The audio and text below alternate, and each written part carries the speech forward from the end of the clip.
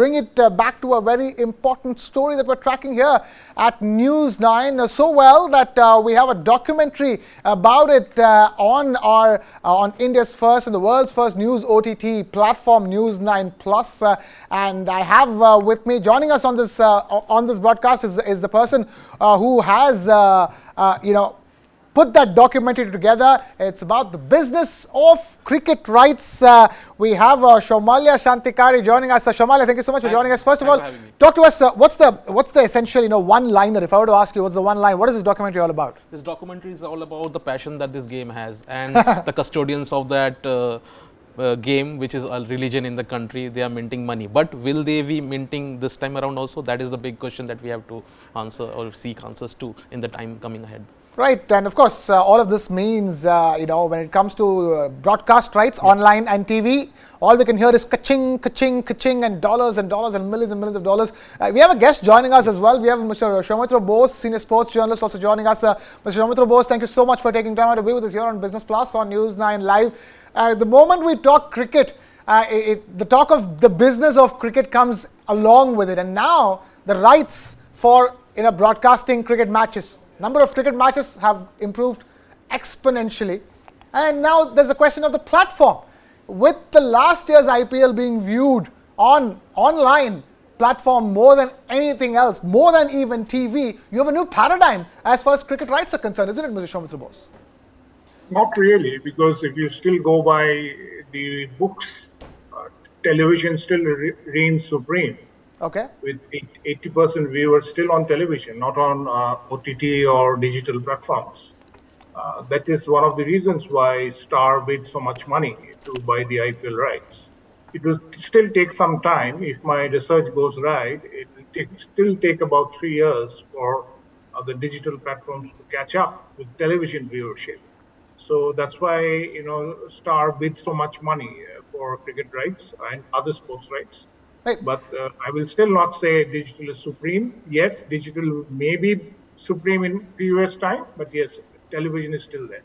But the kind of growth we witnessed, Soumalya, with respect to viewership of matches online, that's an incredible story, isn't it? And that's the reason why you had, first of all, BCCI splitting the rights up into digital rights and TV rights. Once upon a time, digital rights was just an add-on along with TV rights. Now they split up and they gave it to two different people. Yeah, that came on the back of a company which is aggressively trying to get the rights this time. So Jio. So on the back of, Hotstar benefited from that by snapping up the rights, and it benefited in the rise in subscribers and the growth of the game. And this time BCCI also, last time only it realized that it makes sense for them to bifurcate the rights. So they have divided into two packages. One is for the television and one for the digital and for the rest of the world and subcontinent.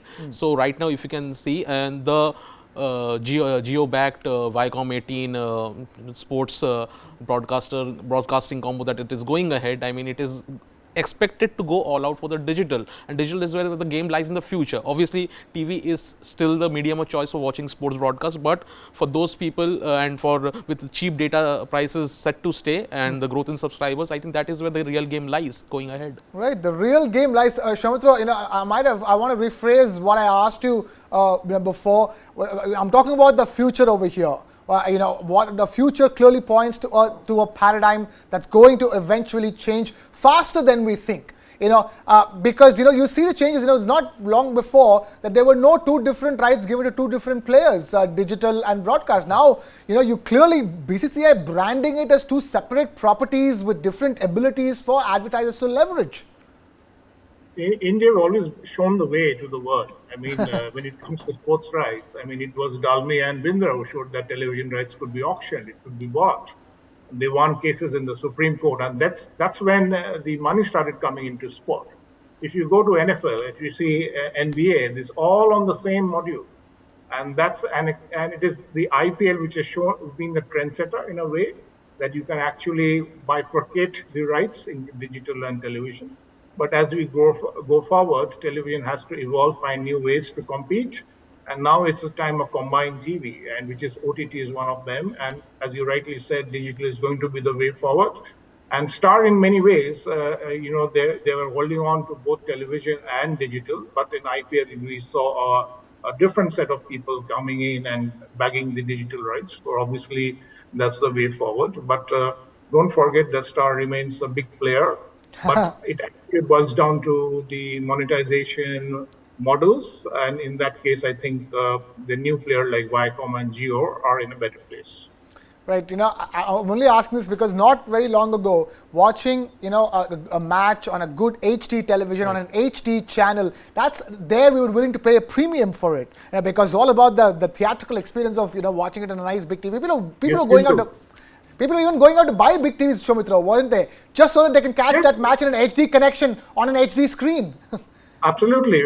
When you watch an India-Pakistan match with friends over a cup of tea and some chips, you have to go to a television. You can't be watching it on your mobile set. I think one important factor that One I second, want to I'm just point going to out. counter that. I agree with that completely, Soumitra. But what I personally, and that I would agree with, that's how I like watching cricket. But one thing I saw my own behavior change was during the last IPL when I had so much work, couldn't take time off from work to sit with friends and watch it in a big screen. I loved my phone screen where I could watch match after match while being at work. And I'm sure, Soumalya, you also did the same thing. No, yes, I totally agree with that. But I think one important factor that we need to note is a lot of cord cutting has taken place in the last few years.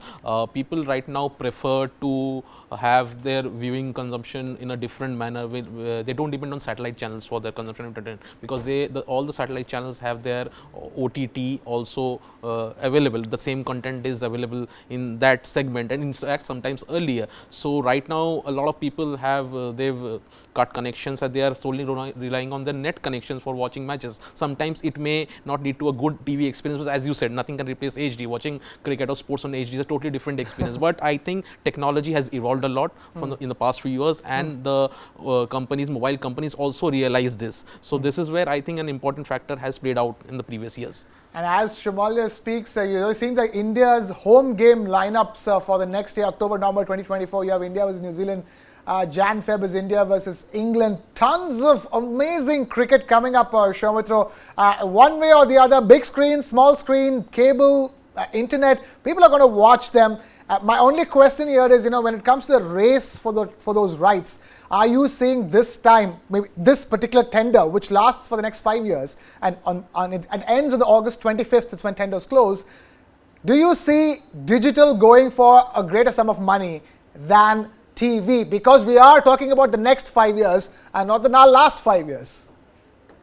No, I think there will be a balance because IPL has taken away a lot of money away from they have kind of cornered the lion's share of the broadcasters' price that they can particularly offer.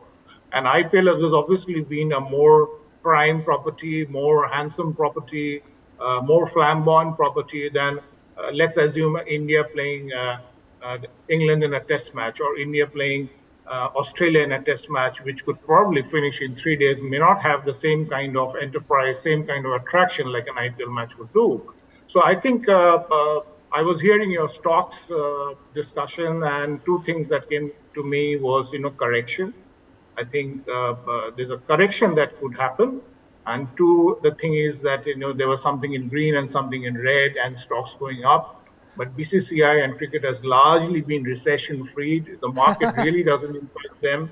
And if I were to choose some of those words from the stock, BCCI will perhaps retain its status quo and won't sink, or rather gain a bit.